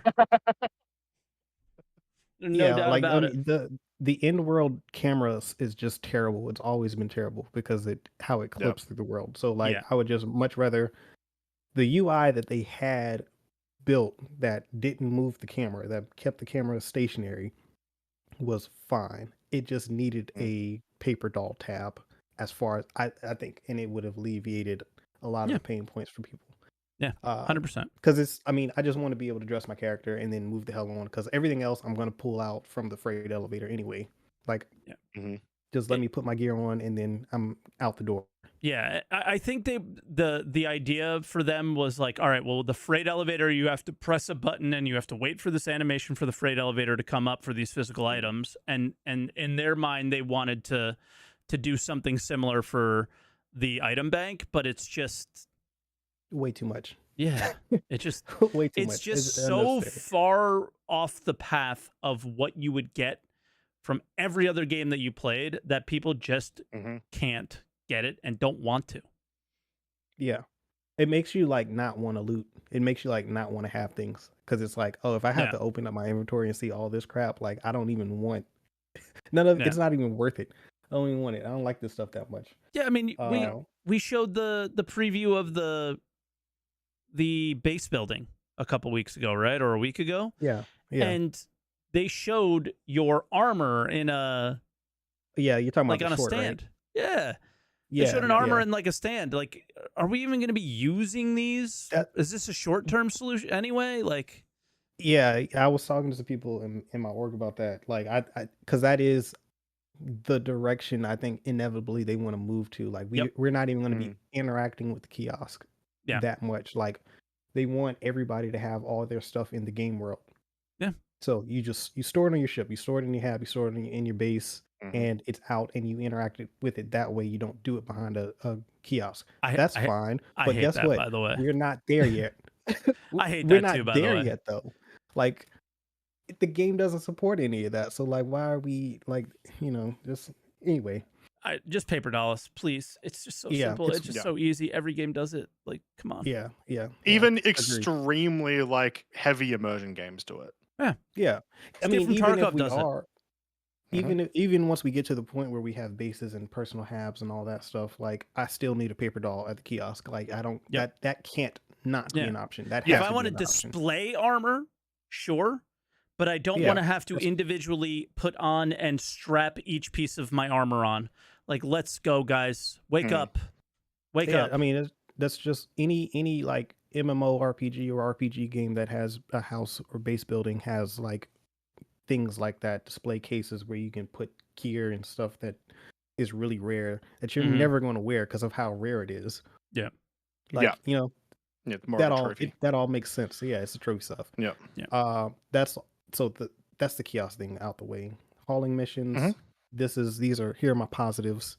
The hauling missions are way more enjoyable than I thought they would be now that they actually work.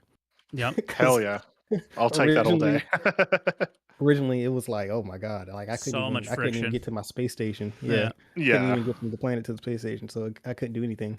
But like now that they work, like I feel like the architecture of the mission structure is the best mission structure that we got in the game. Like as far as like how progression is laid out, because like you go through the ranks, but then you also have small, medium, and large options.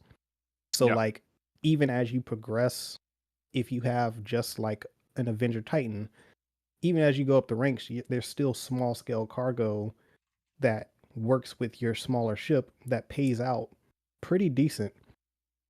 So you don't have that like, oh, I need to upgrade my unless you really want to. But you don't.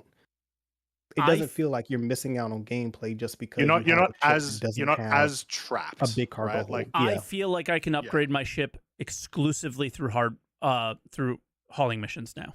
Yep. Yeah. It may take me a while, but I feel like I can do it. Where if you did the math last time, you couldn't.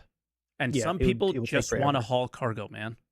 So you got to think about that as the designer, as the economy designer, is like people are going to play these mechanics in a vacuum just by themselves. And like, there's better things to do, but they don't want to do those things because if the game designer did a good job, and like you said, I think they did a really good job here, players are going to want to really only engage with this gameplay. Now, again, I've talked about this a lot over the last couple of weeks. One of the biggest pieces that are missing, we're starting to find some hauling possibilities with just general commodities, buying them at outposts and stuff like that. It's there, but it's not there.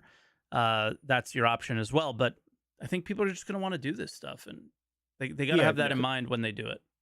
Commodities definitely took a big hit, like for this, because if they feel like an afterthought, or they feel like it's a part of it's being considered for like Star Sim or some whatever, but it's not really a factor in the hauling missions. Like what it does feel like is once we do have like an economy, these hauling contracts will and can potentially become dangerous once we have actual use cases for these commodities. Absolutely. Like it's worth stealing them. Because if doesn't I'm matter if hauling they're contracted, processed you use food, right? If I'm hauling processed food, in an area where there's some scarcity, like then that could attract pirates in piracy, even for like lower end commodities. Like one what if day you're not? that will happen. Yeah, I mean, I foresee the day that processed food is not a thing that we're ever even hauling. You're hauling cruise lux. You're hauling right pimento fruit or whatever, right? And these are Patambus. Thank you. They when you eat them, when you drink them, you get certain characteristics. You know, like little bonuses, little buffs, little debuffs, things like that. So people are gonna want these things.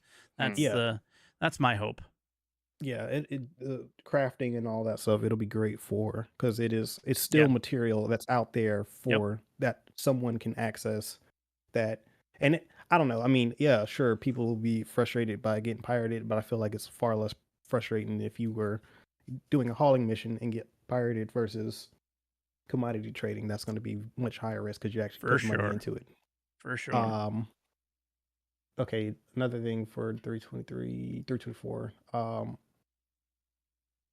Was that it? I think that's pretty much it. Like last week I was like talking to some guys in the org, and it was like I personally felt like CIG should just take the week, do the best that they can, put out a build on Friday, and let it run over the weekend, and then just ship it on Monday. Because like, based on the conversations I had, like anyone who's playing 323 now will continue probably to play 324, and then anyone who has stopped isn't going to come back until 4.0. Like, they're waiting. not gonna, so the best case scenario is net neutral as far as players, or slightly up. Right? Because there are some people who are looking forward to doing hauling missions. Yes. But overall, the majority of people are waiting for 4.0.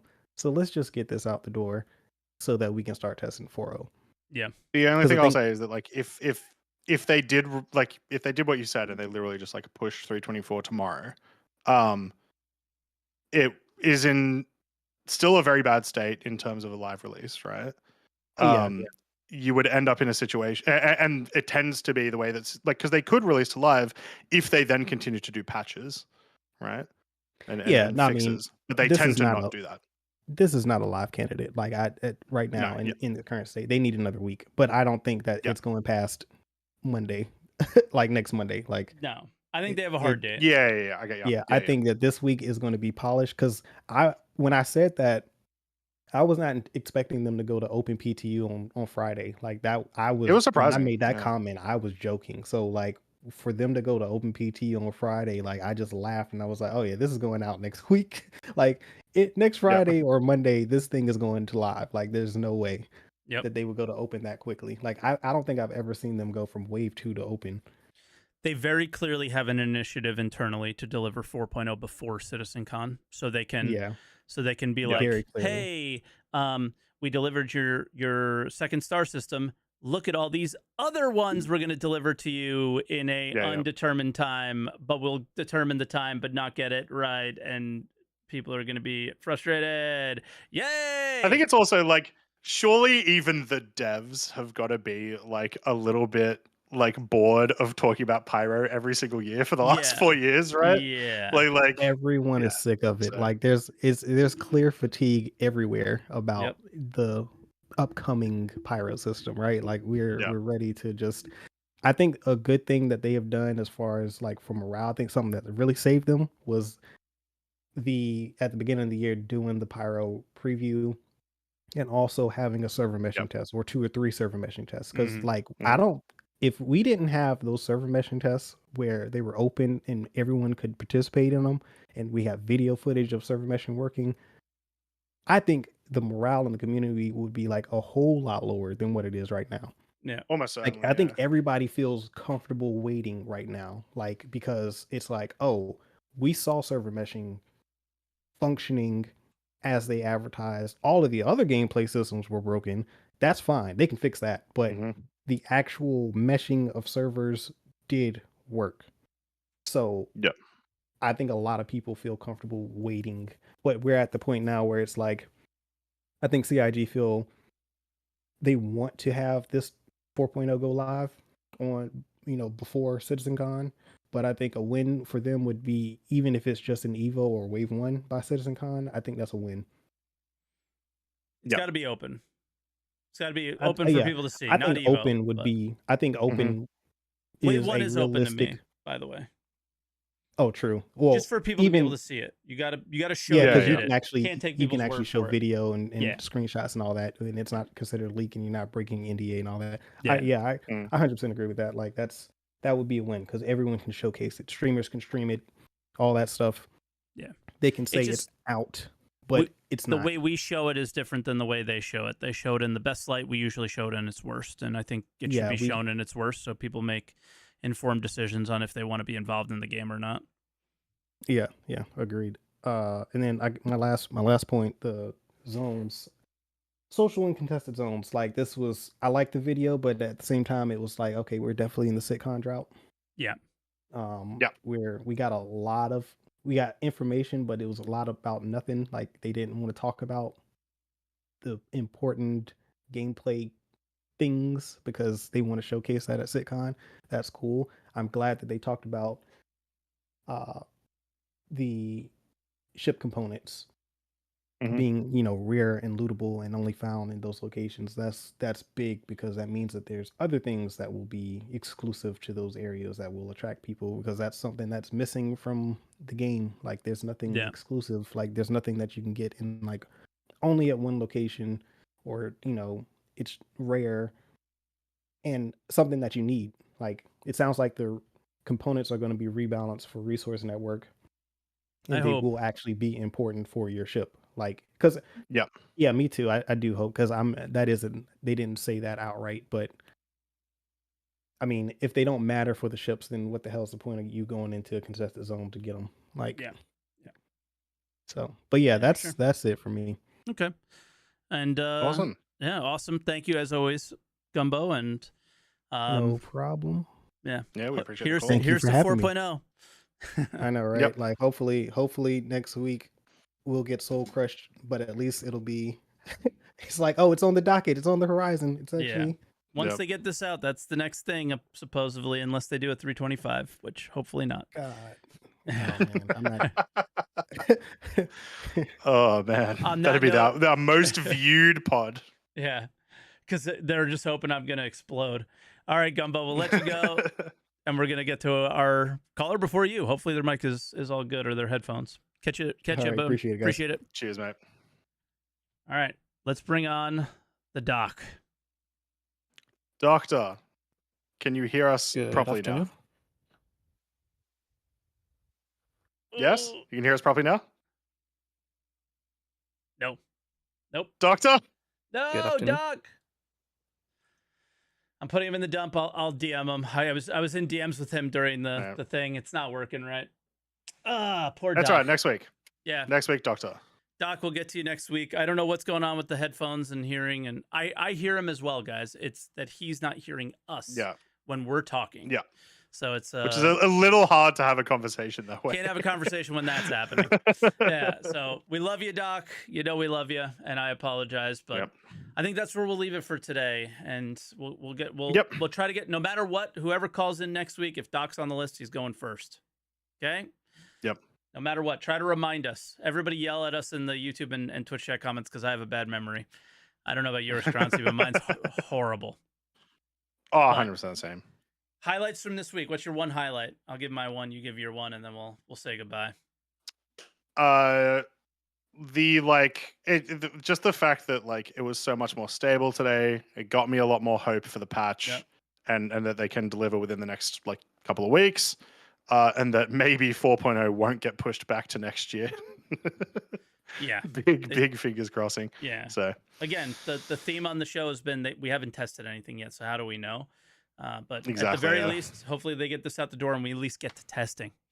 That would be great. Yep.